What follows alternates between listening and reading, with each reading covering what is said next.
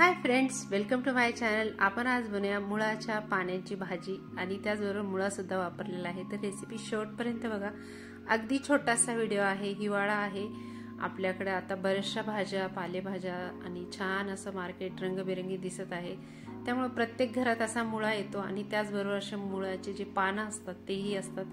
तर बरेच जण काय करतात, हे पानं जे आहे ते फेकून देतात। तर कधी कधी छान असे कवळे पानं घ्यायचे आणि मस्त अशी साइड डिश म्हणून ही भाजी करायची। मुळाची पानं निवडून घेतली, त्याचे जे काड्या असतात त्या काढून टाकायच्या, फक्त पाला घेतला आणि एक मुळा घेतला आहे।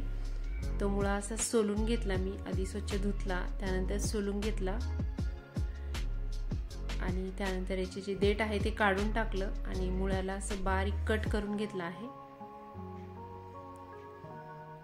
सीजन मध्ये ज्या भाज्या पालेभाज्या मिळतात त्या सर्व खायला पाहिजे, त्यामुळे कधीतरी बनवून बघायच्या, खूप छान टेस्टी अशा होतात आणि अगदी मेन कोर्स नाही पण वरण भाताबरोबर साइड डिश म्हणून आपण ही भाजी नक्कीच बनवू शकतो। खूप छान टेस्टी होते। मुळ्याचे असे मध्यभागून कट केला होता आणि त्यामुळे जरा असा बारीक कट करून घेतलेला आहे। तुम्ही जेव्हा मुळ्याची भाजी बनवतात त्यावेळेस पानं जे आहे ती कवळे काढून घ्यायची, काड्या बिलकुल घ्यायच्या नाही आणि जो मुळा वापरतायत तो पण असा छोटा मीडियम साईजचा घ्यायचा, खूप मोठा मुळा नाही घ्यायचा आणि शक्यतो फ्रीज मध्ये खूप दिवस ठेवलेला नाही वापरायचा, फ्रेश वापरायचा आणल्याबरोबर।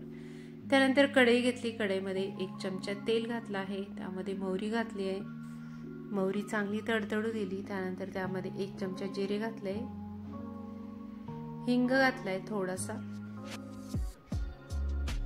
लसणाच्या पाकळ्या कट करून घेतलेल्या आहेत त्या थोड्या जास्त घालायच्या, 10-15 लसूण मी असा कट करून घेतलेला तो घातला आणि एक छोटा कांदा घालायचा आहे। चांगला परतून घ्यायचा।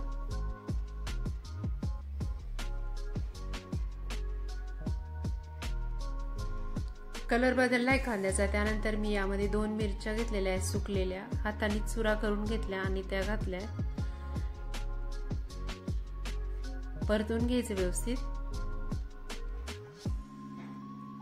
1 मिनिटभर परतून झालं होतं। त्यानंतर यामध्ये सुके मसाले घालायचे, हळद घातली अर्धा चमचा, तिखट घातलाय 1 ते 1.5 चमचा। जास्त मसाले सुद्धा वापरायची गरज नाही, अगदी हळद आणि तिखटामध्येच खूप छान टेस्टी अशी भाजी तयार होते। त्यानंतर कट करून घेतलेला मुळा घातला मी, 2 मिनिटभर असं व्यवस्थित परतून घ्यायचा। त्यानंतर यामध्ये घालायचंय चवीपुरतं मीठ, परत एकदा एकत्र करून घेतलं। आपला मुळा परतत आहे तोपर्यंत ही जी पानं आहे मी स्वच्छ धुवून घेतली। ती पानं जी असतात ती जरा मोठ्या आकाराची असतात, तुम्ही बघितलं असेल तर, त्यामुळे अशी छान अगदी बारीक ही भाजी कट करून घ्यायची आणि कट करायच्या आधी कुठल्या पण पालेभाज्या आपण धुवून घेत असतो, त्यामुळे स्वच्छ धुवून घेतला आणि एकदम बारीक आधी आडव्यामध्ये आणि नंतर उभ्या आकारामध्ये पानं जे आहेत ते कट करून घ्यायचे, म्हणजे खूप छान बारीक कट केले जाते। भाजी जेवढी बारीक कट केली जाते तेवढी छान एकजीव होऊन ती शिजते आणि टेस्ट तिची छान वाढते।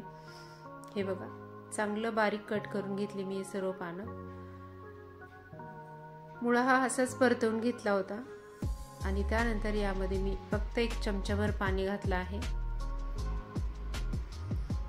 बस एवढ्या पाण्यावरच हा मुळा शिजून जातो, कारण हा मुळा जो आहे तो खूप फ्रेश होता, त्यामुळे त्याला जास्त पाणी वापरायची गरज पडत नाही। झाकण ठेवलं, 2 ते 3 मिनिटं व्यवस्थित झाकण ठेवून वाफ काढून घ्यायची आणि मुळा हलकासा नरम झाल्यानंतर यामध्ये हा जो मुळाचा पाला आहे तो घालायचा, पानं 3 मुळ्याची गड्डी असते त्याची जी फ्रेश अशी कवळे पानं होते ती काढून घेतलेली मी, पूर्ण कट करून घेतले आणि ते पूर्ण पानं या भाजीमध्ये ऍड केले। तुम्ही पाहिजे तर मुळा थोडा अजून 1 मुळा यामध्ये वापरू शकता। चांगलं मिक्स करून घ्यायचं आणि आता यामध्ये पाणी न घालता फक्त झाकण ठेवून 4 ते 5 मिनिटं व्यवस्थित वाफ काढून घ्यायची आणि गॅसची फ्लेम लो ठेवायची। आपली भाजी तयार झाली आहे। व्हिडिओ आवडला असेल तर लाईक शेअर